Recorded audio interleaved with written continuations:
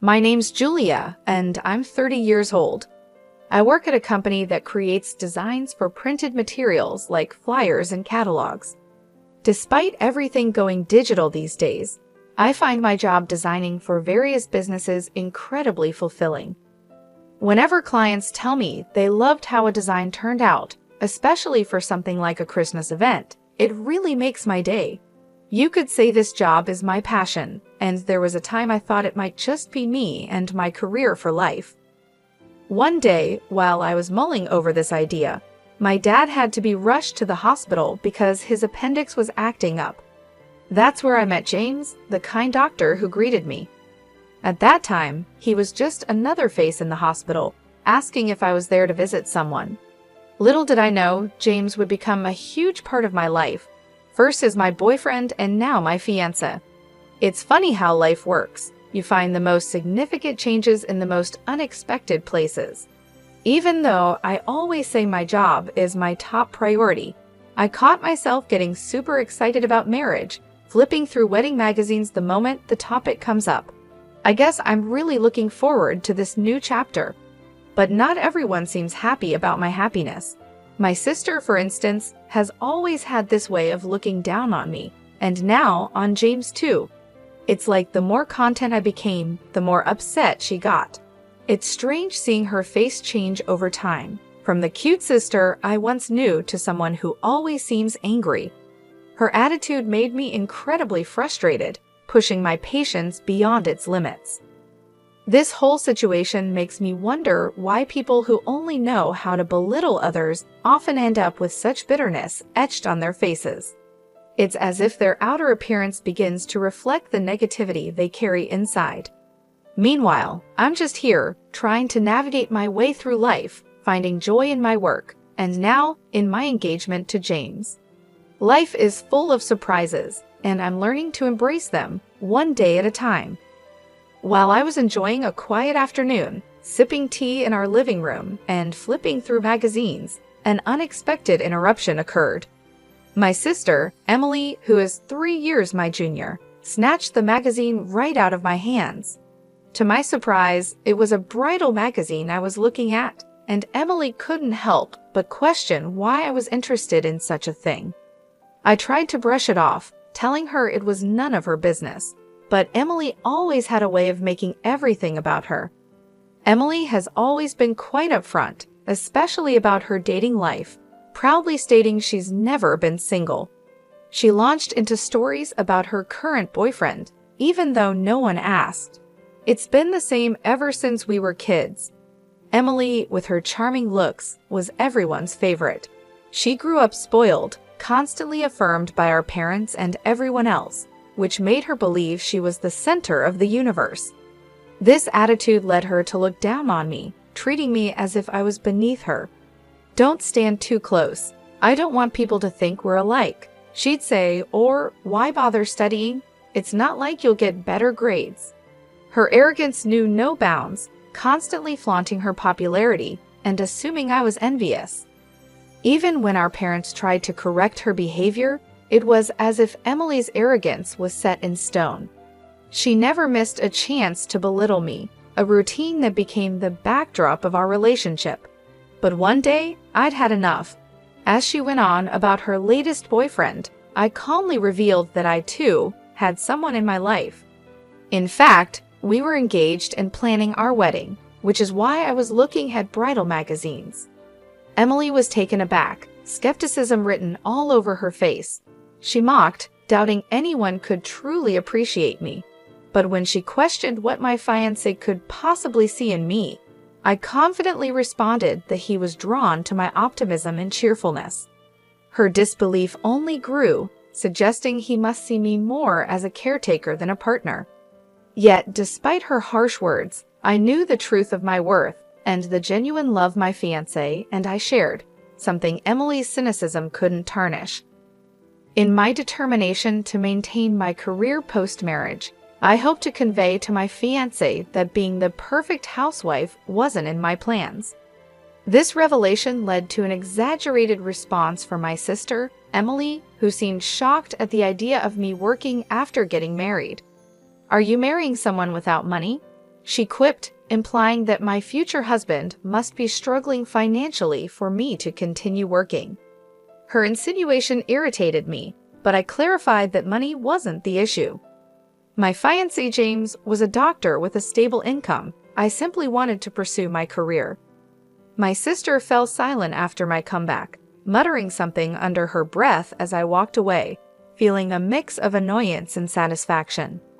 The next step in our marriage preparation was introducing James to my family. The atmosphere was warm and welcoming until Emily made her appearance, dramatically altering the vibe. She complimented James on his looks, canceling her plans to meet him, despite my hope she'd be absent. My history with Emily made me anxious.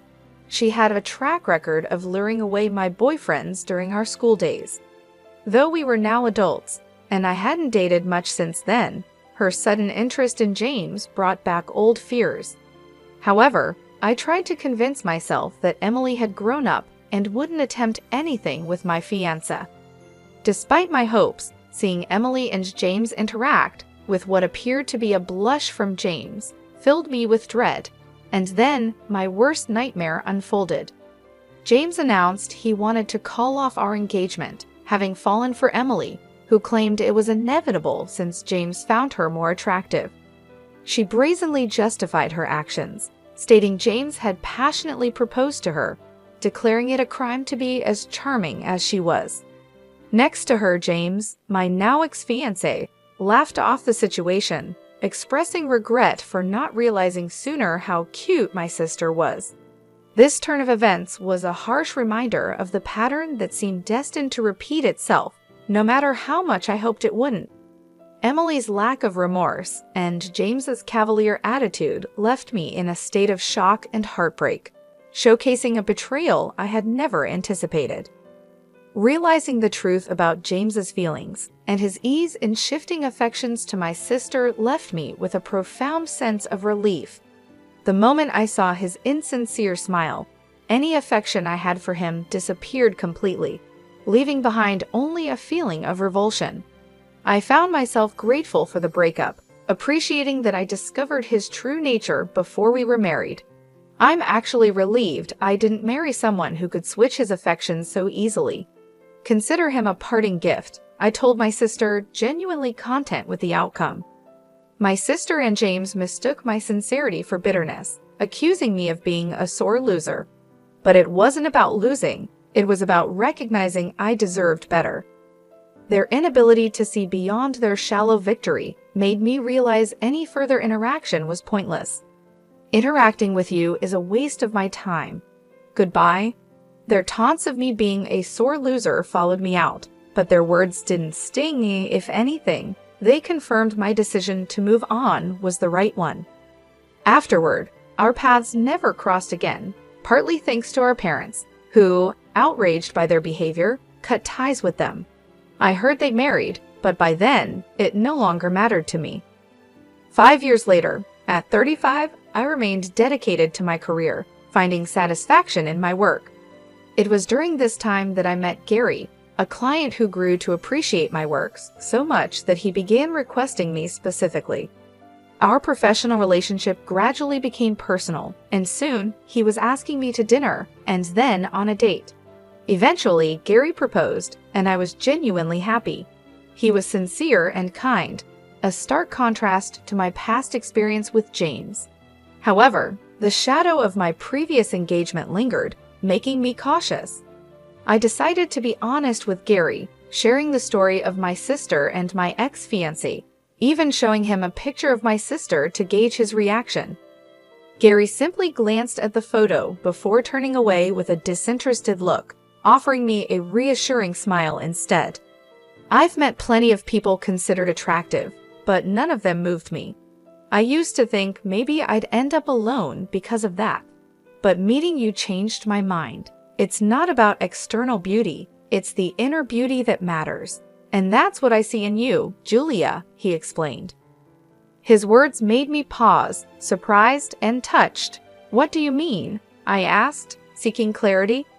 Gary smiled. In my line of work, I've learned to see beyond appearances.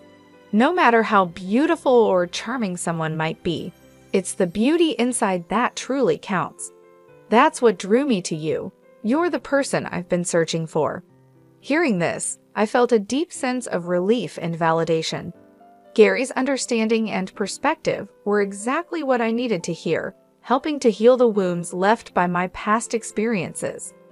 His words reassured me that not everyone would betray trust as my sister and James had, and that genuine connections, based on real appreciation and respect, were possible. During a conversation about work, Gary shared with me how he found my enthusiasm and joy for life truly captivating. He described me as bright and beautiful, saying my happiness was evident and that it made me shine. I couldn't help but feel embarrassed by his words, telling him to stop because it was just too much for me. But Gary, undeterred, continued to express his admiration, insisting that I was more charming and beautiful than anyone else he'd ever met. He was sincere in his desire for us to start dating with the intention of marriage.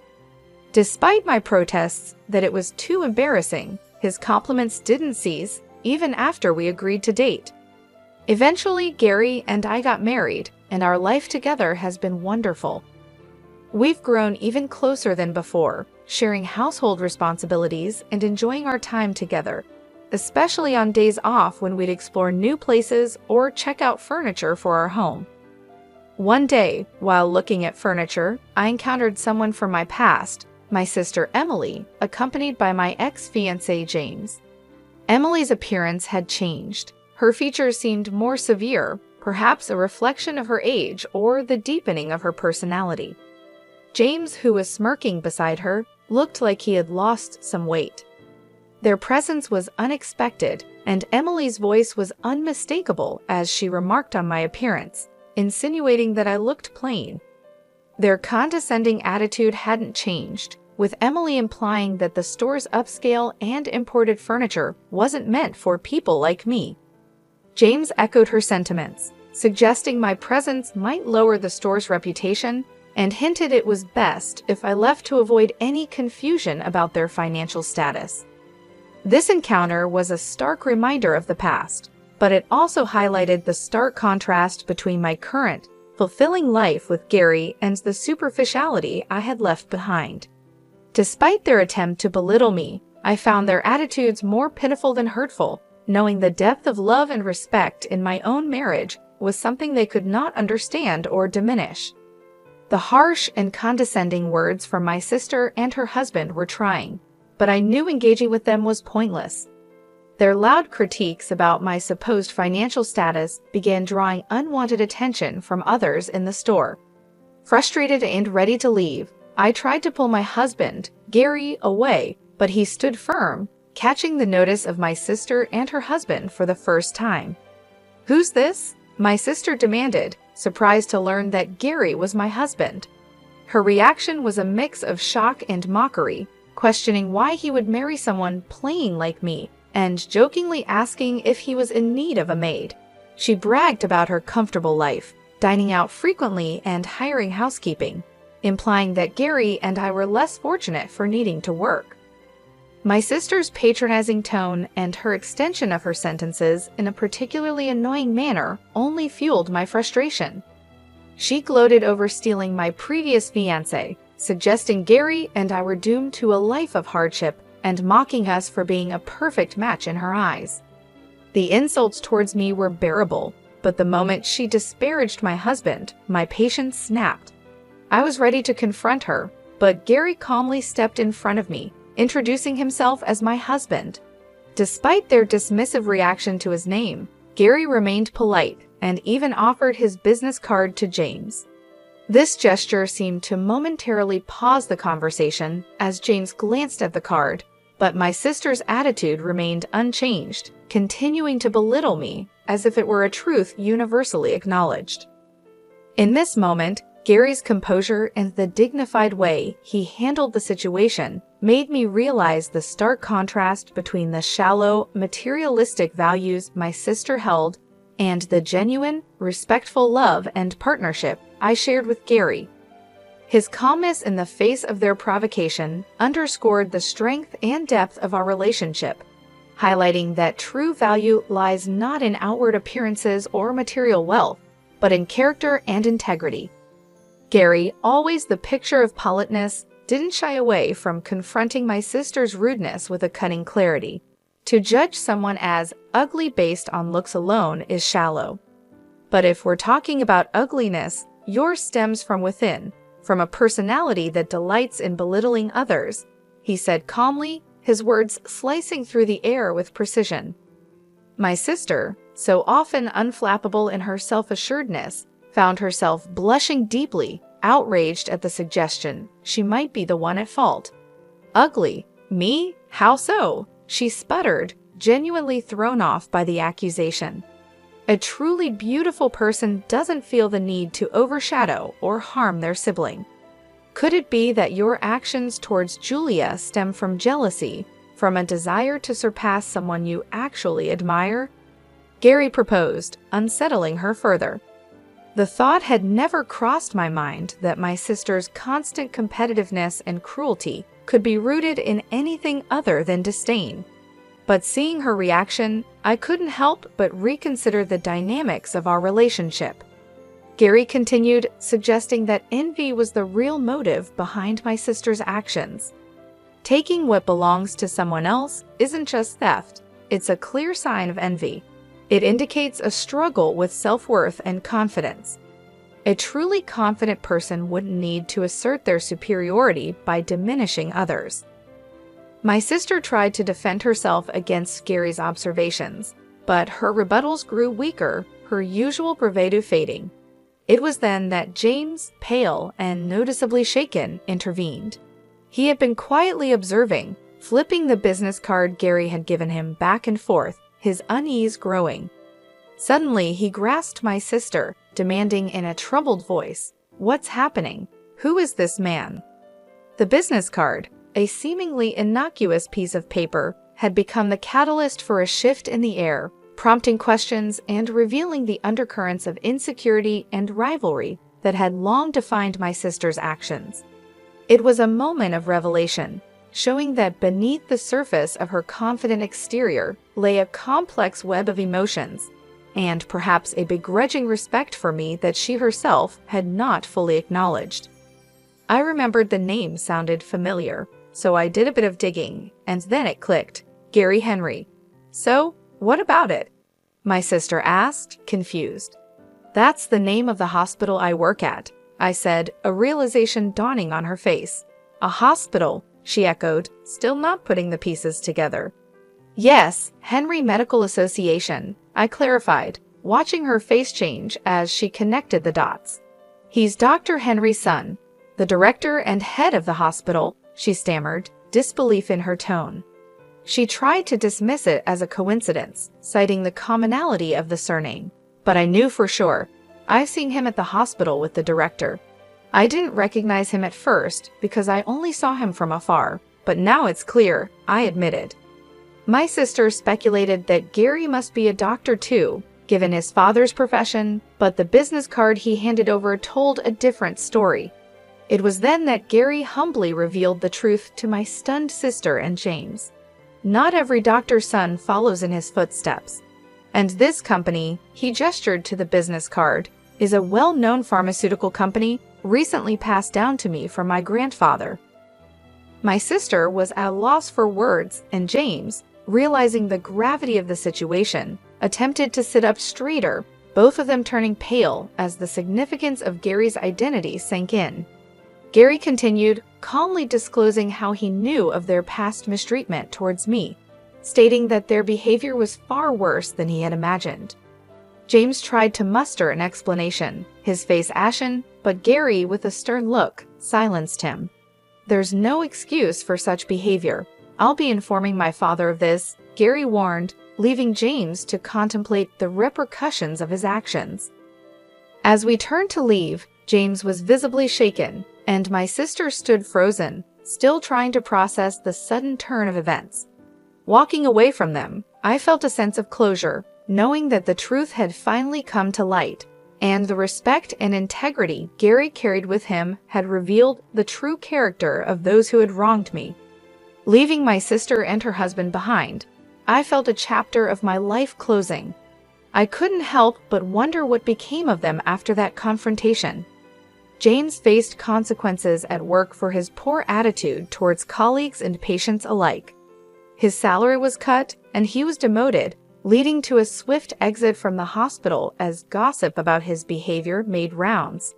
Struggling to secure a new position, his life became markedly more difficult. My sister, on the other hand, had always lived beyond her means, relying on James's income, which was never enough to satisfy her spending habits. James's financial downturn and subsequent weight loss were a stark testament to their dire situation. Quickly losing interest in him after his demotion, she divorced James, convinced she could easily move on to someone else. However, the reality was far from what she had envisioned.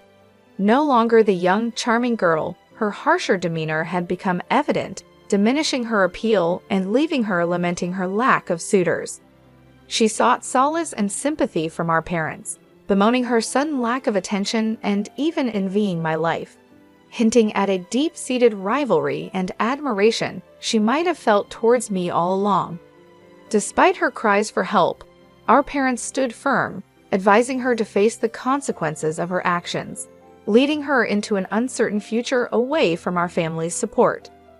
As for me, distanced from the tumultuous relationship with my sister and her husband, I found solace in a peaceful, fulfilling life with Gary.